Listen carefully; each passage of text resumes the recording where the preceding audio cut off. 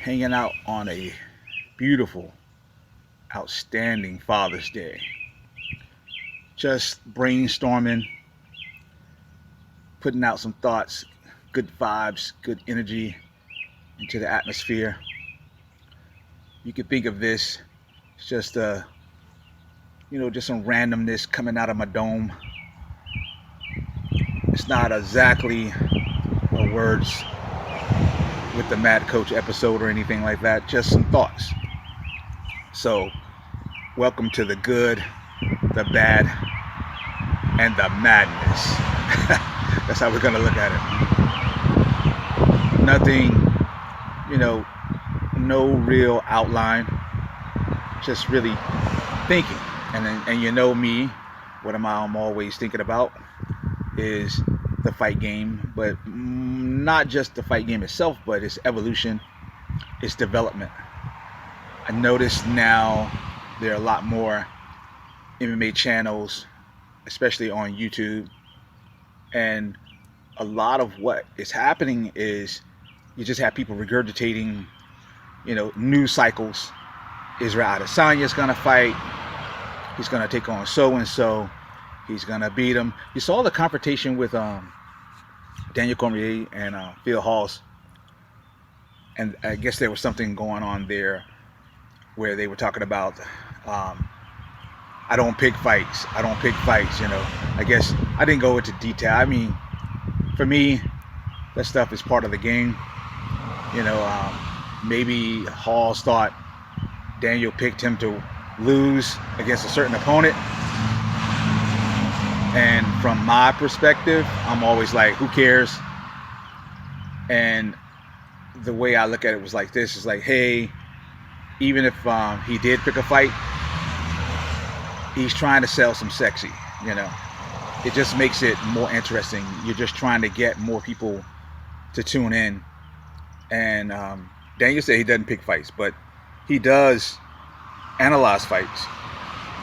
And so do I. I analyze fights for commentary. I analyze fights for athletes. So there is a tendency to, to kind of lean in a way, because you see, the longer you analyze, you start to see gaps.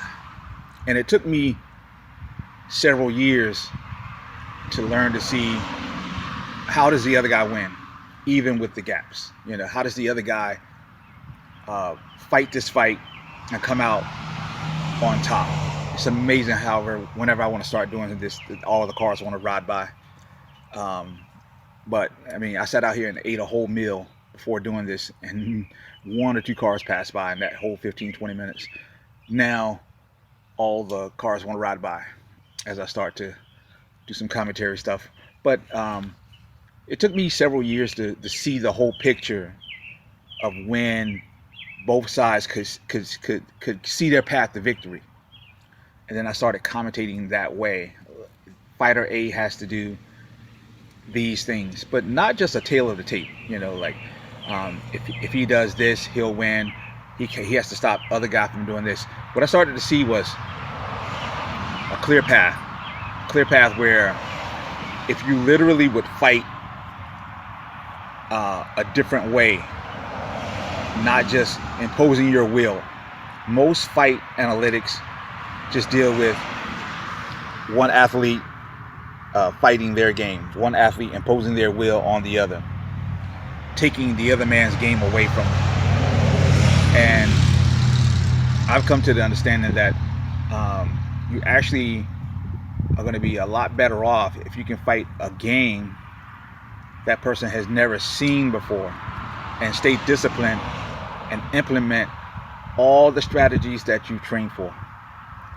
And if you paid any attention to my content, I talk about 4 reasons why fighters lose. And you will tend to come back and fall under one of these umbrellas where you simply don't train. And also in that same vein, you don't train frequently enough, So you either train little to none, then you may go to training, but you do something totally opposite of what is prescribed for you. And then even if you do go to training, Sometimes there's this thing where there's a disconnect inside of the gym, and the athlete tries to take over and dictate his own training, which is not necessarily good for him. And then the last thing is where there's just a lack of trust, and he will abandon, all the strategies you've come up with on fight night, and that's the most iffy of them all, because a lot of times you don't know that he's doing something opposite, or you don't know he's planning to do something opposite of what you've said until the actual fight night. An example of that would be a fighter where you've trained your fighter to throw leg kick after leg kick after leg kick, but on fight night he throws head kick after head kick after head kick. And because he didn't really train it in the gym, his cardio doesn't match the output. So now he's getting tired. So he goes from being, let's say, a 5-round fighter, but because he's now kicking higher and burning energy that he didn't really train for, he's now a 3-round fighter. And don't get me wrong, if he gets the job done inside of 3, yay, you're not going to be upset with him. You're not going to cry about it. But you can still see how performance can drop off, the potential for it. And a lot of times it's because you have these coaches who have this type of knowledge in their head, and they don't relay it back to the fighter.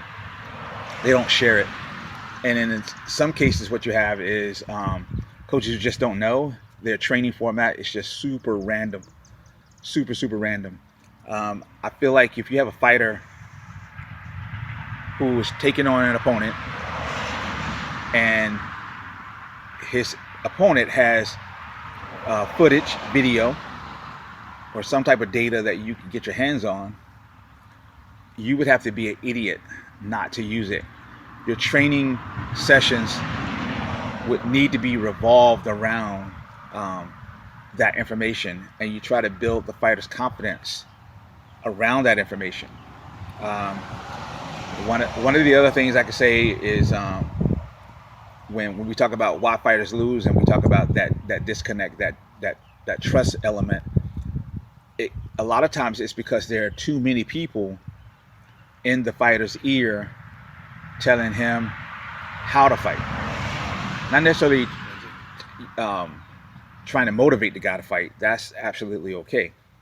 But too many voices telling him how to fight. And I'm not even talking about how to throw a technique. Throw the kick like this, throw the kick like that. Those are mechanics. And if you ever watch a YouTube video where a guy is demonstrating a technique, that unfortunately, all they're demonstrating is a tool. And that tool has a set structure to it. Point A, point B, C, and D. Step 1, 2, 3, and 4. Put your hand here, foot here, leg here. Those are mechanics. And when you describe the use of any tool, it usually has that sequence, but it's not technique. It's not solid technique just yet. It's not even good technique.